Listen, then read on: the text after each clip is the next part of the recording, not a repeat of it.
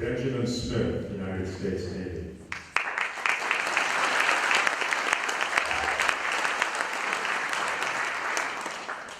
He writes, I was born on November 19th, 1920, in Chapman, Montana, joined the Navy in 1939. After boot camp, I was assigned to the USS California BB-44. At the start of the war, I was a third-class storekeeper and had duty in the pay office. On December 7, 1941, the USS California was moored at the southernmost berth for Battleship Row. At 7:50 a.m., general quarters were sounded. Just by luck, I saw one of the Japanese planes drop a bomb, hitting the doors of the hangar just off the side of the ship. It didn't take long for me to realize that war was starting, and I immediately went to my battle station, which was on the third deck, port side, and below the waterline. We brought anti-aircraft ammunition from the magazines by use of the conveyor belts and hoists and sent it on the guns on the upper decks. It wasn't long before the first torpedo hit the ship, and it took an immediate list to port. The lights went out, but by use of battle lanterns, we were able to continue our job. Even though we were without lights, our conveyor belt and hoists continued to work. The second torpedo hit was aft, and we lost all power and had to continue by hand. I don't know how long we were doing our job by hand when a 1,500-pound bomb exploded almost over our heads. Something hit me at that time, and I was out like the lights. The fire and rescue team came through, and I was believed dead, taken to the aft part of the ship and piled up with the other dead sailors. Abandoned ship was sounded, and the wounded were taken off the starboard side, while the dead were tossed into the drink on the port side. I came to underwater, thinking, Smith, this is no place for you, so I swam to the surface where there were other swimmers. They were all splashing, trying to get the bunker fuel away, as a lot of that was on fire. I can remember trying to do my part, but little else. I remembered no more. When I came to, again, I was in the temporary hospital at the Navy Yard and had suffered a concussion. Because of my rating and job, I was assigned as part of the nucleus crew serving on the California through their salvage and temporary repairs at Pearl Harbor. We then sailed to the Baltimore Navy Yard, where the ship was completely repaired and modernized. The ship returned to active duty for the invasion of the Marianas and later into the Philippines, where she was hit by a kamikaze aircraft and had to return once again to the Navy Yard for repairs. Shortly thereafter, I was promoted to Warrant Paper Clerk at Benjamin James Smith, United States Navy.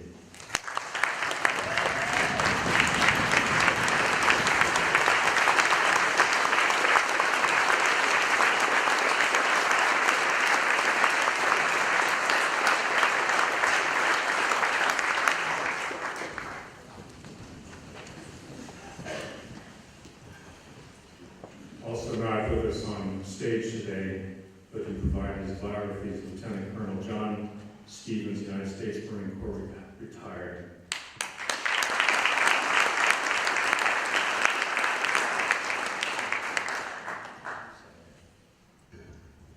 John Stevens was born on April 22nd, 1921 in Butte, Montana.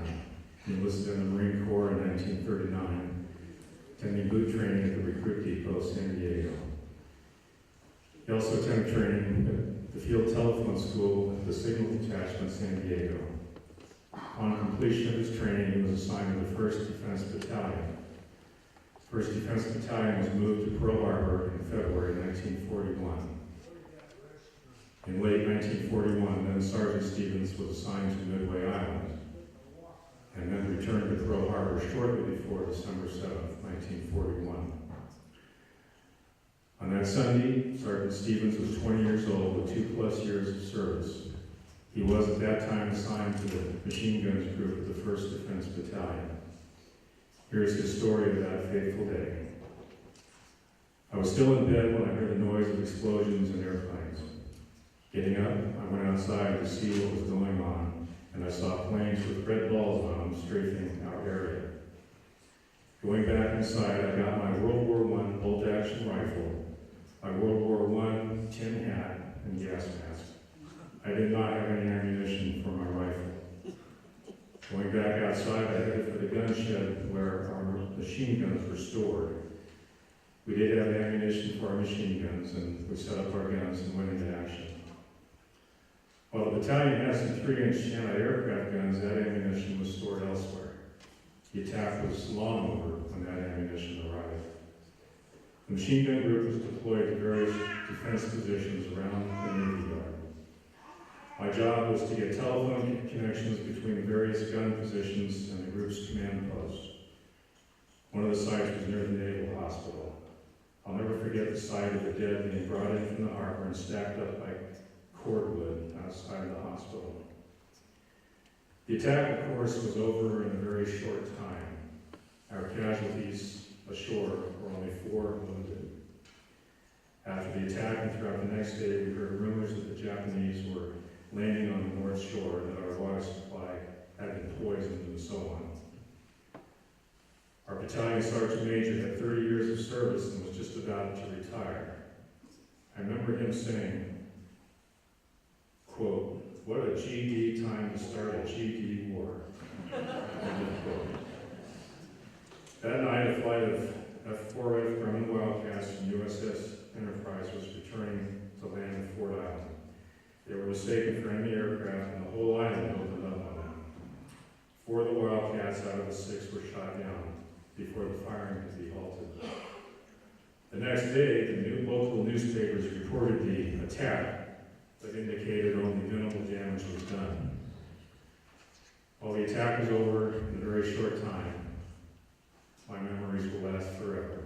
It's Lieutenant Colonel John Stevens, United States Marine Corps retired.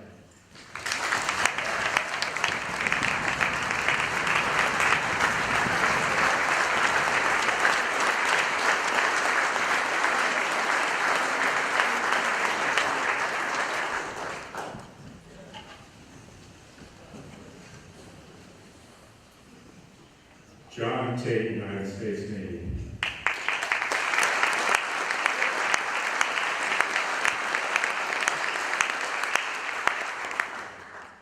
And here's John's remembrance of that day.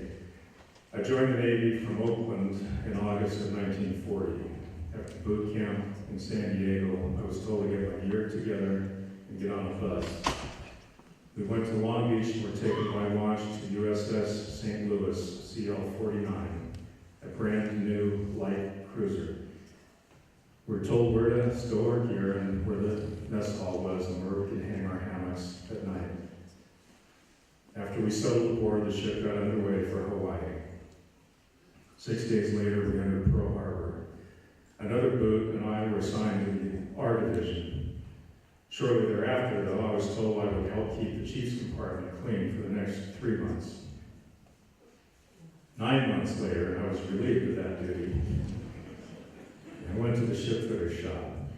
I was then assigned to be in charge of the ship's potable drinking water system. In August of 1941, the ship got orders to escort an old Navy transport ship to the Philippines. After we got underway, our skipper informed the other ships that were with us to darken the ship.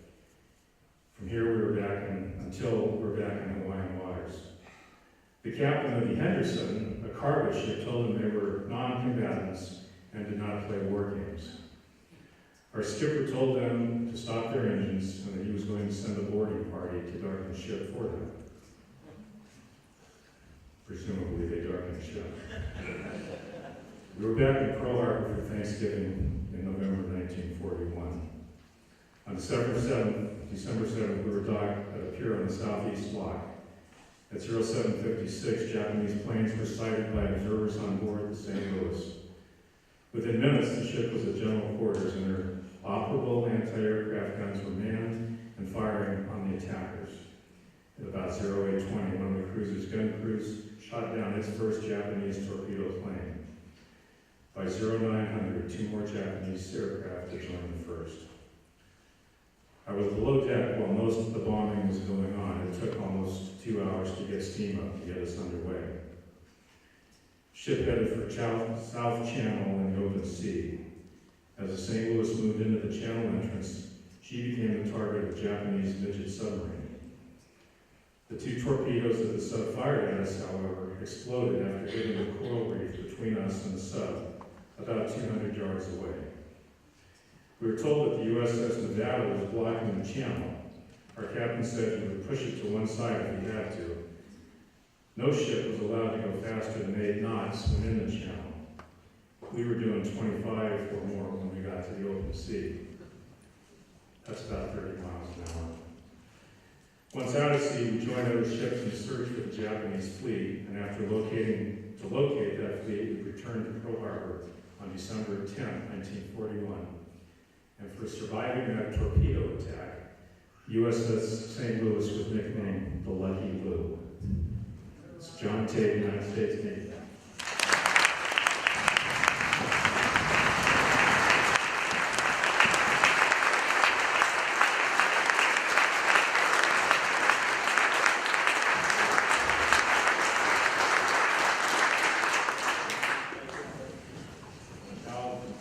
Not on stage, but in our audience, I believe we have a few more Pearl Harbor survivors. I'd like to introduce Mr. Jack Vasson, serving aboard USS Utah.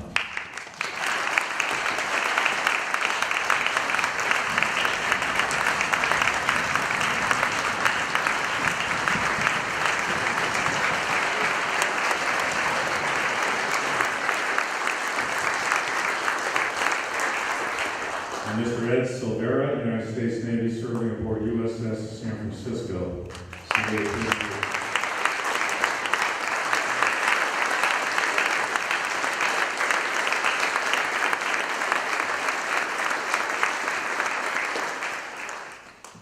And are there any others? I have not been made aware, so please raise your hand so we can likewise recognize them. I think we've covered everybody.